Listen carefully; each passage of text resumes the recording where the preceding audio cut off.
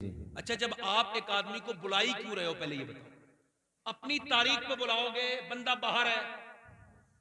देखो, आलिम आलिम होता है जी, याद रखो, आलिम की इज्जत जरूरी है। बेशक। अब आप उसे बुला रहे हो और बुलाने के बाद रिकॉर्डिंग कर रहे हो, यानी प्लान के साथ कर रहे हो सब। प्लान के साथ। और रिकॉर्डिंग करने के बाद क्या कह रहे हो, फला दिन आना है। वो कह रहा है भाई इतना तो खर्चा हो जाएगा, छोड़ो मुझे ना, इतना खर्चा हो जाएगा। कह लगा नहीं, फला ही दिन आना है आपको साहब। उसके बाद आपने रिकॉर्डिंग की, उसने नजराना अपना बता दिया मैं खर्चे के। रिकॉर्डिंग आपने की, पूछा आपने नजराना, रिकॉर्डिंग फिर की। अब ये जो रिकॉर्डिंग आपने वायरल की है, ये बताओ ये कहां तक जायज है? कहाँ तक जायज है? सही, क्या बात है, वाह। प्राइवेसी कोई चीज होती है कि नहीं होती है? जी प्राइवेसी के मामले में इमाम गजाली एक हदीस लेके आए हैं। जी वो फरमाते हैं कि अल्लाह के रसूल ने फरमाया कि किसी का खत, जी किसी जी का खत खत बगैर उसकी मर्जी के पढ़ना ऐसा है जैसे जहन्नम की आग को देखना। अल्लाह अकबर।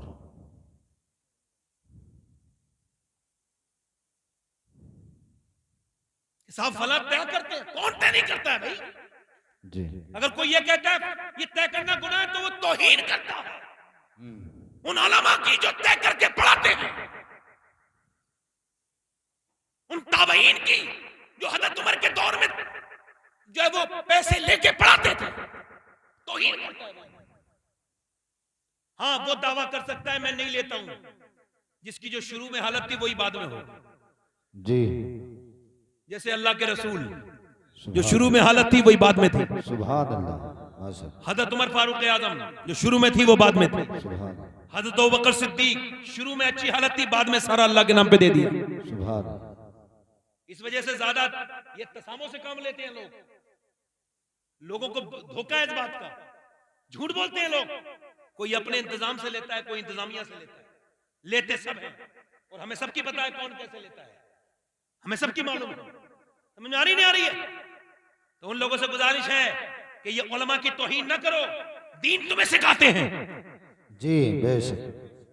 लिहाजा गुजारिश करता हूं मेरे भाइयों से, याद रखें इस बात को कि जो आलिम हो या गैर आलिम, सबको पैसे की जरूरत है। बोलो है कि नहीं है? बेशक है। तो ये बात करना ये मेरे हिसाब से गलत है। मैं इस मामले में मुफ्ती साहब की हिमायत करता हूं और दुआ करता हूं कि रब्बुल आलमीन हमारी कौम को समझ अता फरमाए। आमीन सुम्मा आमीन। समझ अता फरमाए। आमीन। मेरी बात समझ आ रही नहीं आ रही आपको? अब मेरी बात और आप ध्यान से सुने। तो मैं क्या कह रहा था कि वो शादियों में क्या हो रहा है, मामला दूसरे चल रहे हैं, जी है ना। औरतें अब कुरान नहीं पढ़ती। इधर देखें, पहले के जमाने की, हज़रत उमर के जमाने में जरा गौर करें आप, पहले के जमाने की औरतें कैसे कुरान पढ़ती थी। ऐसे कुरान पढ़ती थी कि ये यहाँ पे पानीपत है, पानीपत के पास, पानीपत में एक मजार है, बू अली शाह कलंदर, नाम सुना है? नोमानी, बू अली शाह कलंदर नोमानी, इमाम आजम अबू हनीफा की औलाद में से एक बेटे बड़े मशहूर हैं जिनका नाम है शरफुद्दीन बू अली शाह कलंदर नोमानी। ये जो है वो पैदा हुए तो पैदा होती रोने लगे। एक दिन रोए, 2 दिन रोए, 3 दिन रोए, 4 दिन रोए, 1 हकीम, 2 हकीम, 3 हकीम, तमाम हकीमों को दिखा दिया, मगर बच्चा रोने से खामोश नहीं। 1 महीने के बाद हजरत फखरुद्दीन बहाउद्दीन जकरिया मुल्तानी के दामाद, वो जो है ना, वो उधर से गुजर के जा रहे थे। उन्होंने जब रोने की आवाज सुनी ना, तो वो कहने लगे ये तो कोई वली, अल्लाह का वली, हमद कर रहा है, अल्लाह की हमद बयान कर रहा है। दरवाजे पे पहुंचे, कहने लगे ये अल्लाह के वली के घर पे कोई है? अब्बा बाहर आए। का क्या मतलब? का मेरा बेटा अल्लाह का वली है, पूरे 1 महीने से तो सोया नहीं है, सोने नहीं दिया लोगों को, और आप इसे वली कह रहे हैं। का मेरे पास लेकर के आओ। गोद में दिया तो गोद में दिया ना, तुम ये तवज्जो करें, जब गोद में दिया ना तो बच्चा अल्लाह अकबर, कान में एक कुछ पड़ा, दूसरे कान में कुछ पड़ा, दोनों कानों में कुछ पड़ा, तो बच्चा खामोश हो गया। जब बच्चा खामोश हो गया तो बाप ने पूछा आपने क्या पढ़ा था? कहने लगे मैं बाद में बताऊंगा, पहले ये बताओ कि इसकी माँ कुरान की हाफिजा है, उसने कुरान का हाफिजा कर रखा है? कहा हाँ। कहा तो सुनो, जब ये अपनी माँ के पेट में था ना, तो इसकी माँ ने इतना कुरान पढ़ा, इतना कुरान पढ़ा, इतना कुरान पढ़ा, इतनी तिलावत की, उठते बैठते, चलते फिरते, खाते, रोटी पकाते, बर्तन धोते, इतना कुरान पढ़ा कि इस बच्चे की रूह की ग़िज़ा कुरान की तिलावत बन गई। इसकी रूह की ग़िज़ा कुरान की तिलावत बन गई। तवज्जो करें मेरी बात पर, कुरान की तिलावत कर गई। इमाम गजाली कहते हैं कि औरत जब प्रेग्नेंट मूवमेंट में होती है, यानी वो वो जब गर्भवती होती है, जब वो हालत हमल में होती है, फरमाते हैं जब पेट में उसके बच्चा होता है, दर्द होता है, तकलीफ होती है, बड़ी परेशानी से गुजरती है एक औरत माँ को, एक औरत बच्चे को पेट में रखते वक्त। 9 महीने लगातार पेट में रखना आम बात नहीं है, मगर इमाम गजाली कहते हैं जब वो रात को सजदे में सर झुकाती है और कहती है मालिक मेरी मौत भी हो सकती है बच्चा पैदा करने की वजह से, मगर ये सब मुझे गवारा है मेरे रब तकलीफ गवारा है, मगर एक ही गुजारिश है, जब मेरा बच्चा पैदा होना तो बेटा मेरा बने, बंदा तेरा बन जाए, अल्लाह ये नेक बन जाए। अगर ऐसे वक्त में माँ दुआ करती है तो अल्लाह कबूल फरमा देता है। अल्लाह अकबर। जरा गौर करो, पहले माएँ कुरान पढ़ा करती थी। अल्लाह अकबर, जरा तवज्जो करें मेरी बहनें, गौर करें। पहले के जमाने के, ये दिल्ली में एक माँ रात का वक्त है, रो रही है सजदे में, ऐसी माएँ होती थी काबिल रश्क, रात के वक्त में रो रही है माँ सजदे में। माँ जब सजदे में रो रही है तो बेटा उठ गया, 8 साल के बच्चे की नींद खुली तो बेटे देखा माँ रो रही है, आगे बढ़ के बैठ गया माँ के करीब। माँ ने जब सलाम फेरा तो बोला अम्मी जान क्यों रो रही हो? माँ ने कहा बेटे अच्छा तू उठ गया कहाँ? कहा बेटे अभी मेरे हाथ पे कीड़ा चढ़ गया था। कहा फिर मैंने सोचा कुछ दिनों के बाद मर जाऊंगी, कब्र में जाऊंगी, जब कब्र में जाऊंगी तो मेरे कब्र में मैं जाऊंगी तो ऊपर से तख्ते लगा दिए जाएंगे। वो सब सोचो तो एक दिन वो होगा, तुम भी तख्ते के नीचे होगे, मैं भी तख्तों के नीचे होऊंगा, और ऊपर से मिट्टी डालने वाले मिट्टी डाल के जाएंगे। वो कहती मेरे बेटे एक तो कब्र का अंधेरा और ऊपर से वो छोटे छोटे बड़े बड़े कीड़े मेरी नाक में मुंह में दाखिल होंगे, मैं औरत जात हूं इस वजह से रो रही हूं। बच्चा बोला अम्मी तू तो बड़ी है, मैं तो बहुत छोटा हूं, मेरा क्या होगा? माँ ने अपने बच्चे को रोते देखा तो कहने लगी बेटे सजदे में चला जा, अल्लाह कब्र के अजाब से तुझे बचा लेगा। बेटा जब सजदे में गया तो माँ भी सजदे में जाके रोई, फूट फूट के कहने लगी मालिक यहाँ तक लाना मेरा काम था, यहाँ से आगे कबूल करना तेरा काम है, मेरे रब इसे कबूल कर ले, मैं बेवा औरत हूँ, ये यतीम बच्चा है, इसका कोई नहीं है, इसे कबूल कर ले। रोज माँ रोती थी, दिन में चरखा चला के रात को रोती थी बच्चे के साथ। माँ का इंतकाल हो गया, बेटे का रंग दिल्ली के अंदर चढ़ा और उसके बाद बेटे का भी विसाल हो गया। मगर दिल्ली में जाके देखो, बड़ी बड़ी रानियां महारानियां, राजाओं महाराजाओं की बीबियां रानियां आई, मगर उनकी कब्रों के निशान भी मौजूद नहीं है। मगर जो रात को रोती थी उसका मजार दिल्ली में एम्स के बराबर में 3 बीघा जमीन में बना हुआ है, और उसके मजार पे हर हफ्ते बुध के दिन मेला लगता है। उसका नाम है सैयदा सुलेखा अल मारूफ माई साहिबा, उसके बाप का नाम है सैयद अरब शाह, और उसके बाप के पीर का नाम है ख्वाजा उस्मान हारूनी, और उसके बेटे का मजार करीब में है। अल्लाह अकबर। उसके बेटे के मजार को देखे, बादशाहों की कब्रों के निशान नहीं है, मगर उसके बेटे के मजार पे रोज मेला लगता है। उसका नाम निजामुद्दीन महबूब इलाही है। सुभान अल्लाह, सुभान अल्लाह, सुभान महबूब इलाही। मैंने गोती इकबाल कहता है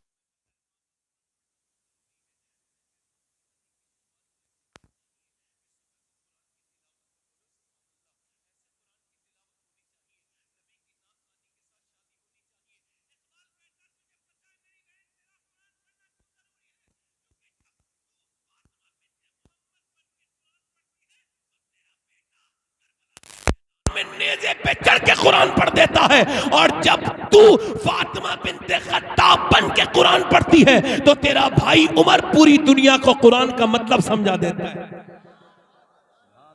सुभान अल्लाह। इसलिए जरूरी है उमर फारूक आजम। बोलो दिल लग रहा है कि नहीं लग रहा है? जरा जोर से तो बोलो सुभान अल्लाह। सुभान अल्लाह। और बोलो या खत्म कर दूं? मेरी बातें बुरी तो नहीं लग रही हैं आपको? मियां उमर आदि दुनिया का हाकिम, और सुबह इधर देखो, ए भाई सुनो, मना कर, इधर इधर देखो, कोई बात नहीं, अभी आपकी आदत नहीं पड़ी ना इस तरह की, अभी तकरीरें सुन के हंसने की आदत है, तो थोड़ी दिनों में जाएगी ना, थोड़ा सा इसे खत्म करो। देखो रोना बड़ी बात है, हंस तो कोई भी लेता है, मगर रोना मोमिन की शान होती है।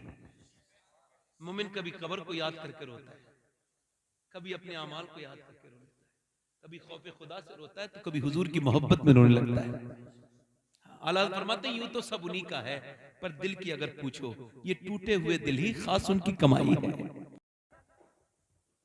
ख्वाजा कमरुद्दीन, शेखुल इस्लाम ख्वाजा कमरुद्दीन सियालवी फरमाते हैं कि उमर में और बाकी सिहाबा में ये फर्क है कि बाकी सिहाबा हुजूर के मुरीद हैं, उमर हुजूर की मुराद है।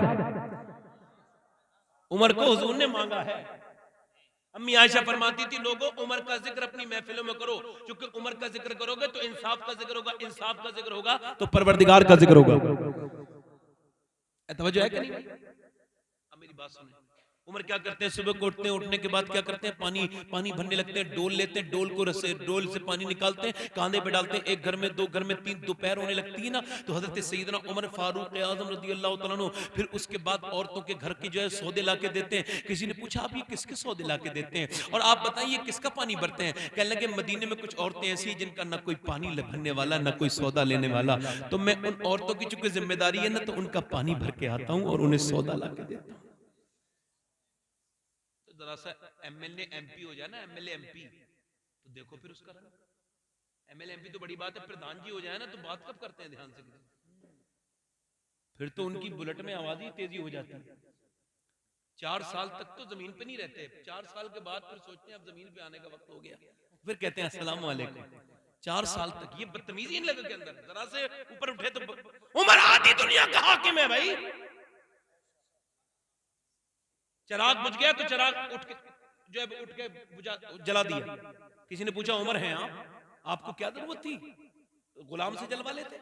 आपने फरमाया जब मैंने चिराग नहीं जलाया था तब भी मैं उमर था, और मैंने चिराग जला दिया तब भी तो उमर ही हूं, कोई फर्क थोड़ी पड़ा मुझ पे।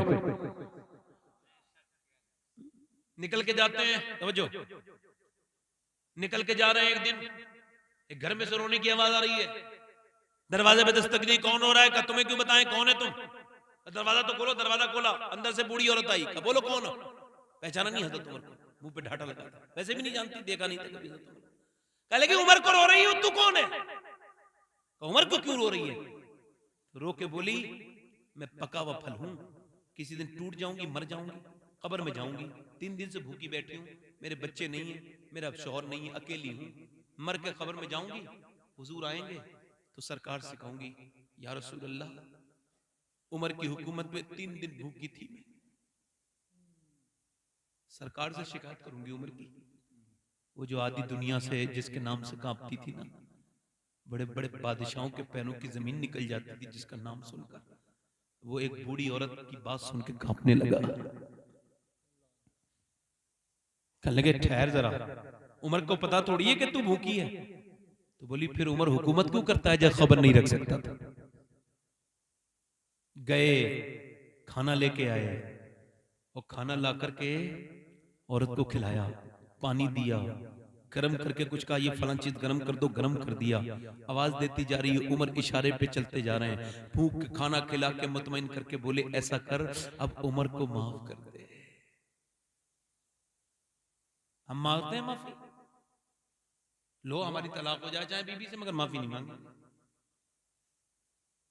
अच्छा, लोग समझते हैं बीबी से माफी मांगने में कोई बुराई है। अच्छा, तुम्हारे एक दिन अपने घर आए, रोने लगे, बीबी ने कहा क्यों रो रहे हैं? कहने लगे लोग मेरी हुकूमत की बड़ी तारीफ कर रहे हैं, मगर मैं ये पूछना चाहता हूँ मेरे घर वालों को मैंने हक तो नहीं मारा है कहीं?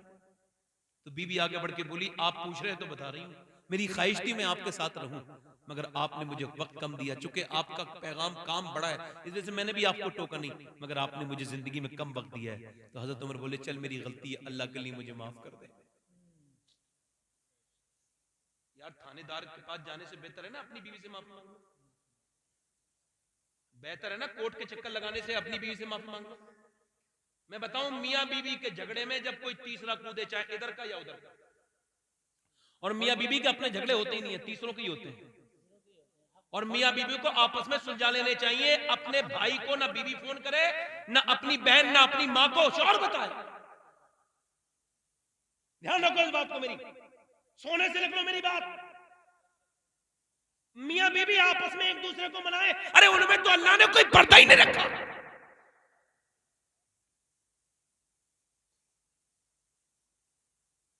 अल्लाह ने इसे उसका लिबास बनाया, इसे उसका लिबास बनाया। हुन्ना लिबासुल लकुम व अंतुम लिबासुल लहुन्ना, मर्द औरत का लिबास है। औरत, इमाम हुसैन कहते हैं मैं अपने बड़े भाई हसन से समझा इस आयत का मतलब। कहा कैसे? कहने लगे मुझे अपनी, वो कह रहे थे मुझे अपनी बीबी को तलाक देनी है, तो मैंने कहा क्या बात हो गई? बोले तो अपनी बीबी की बात तुम्हें क्यों बताऊं?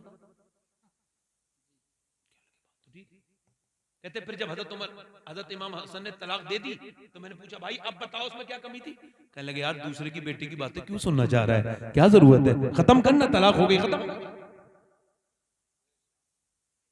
इस बात से समझ रहे हो बात को? अपनी बीवी की बुराइयां जो दूसरों से करने लगे उसका घर कभी नहीं बन सकता, नहीं बन सकता, सही बात है।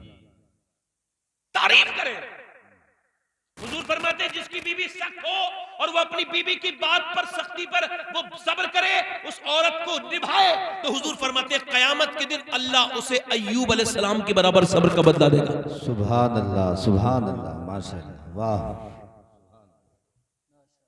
बीबी की तो बात छोड़ो, लोग अपनी माओ से माफी नहीं मांग रहे हैं। नहीं मांग रहा।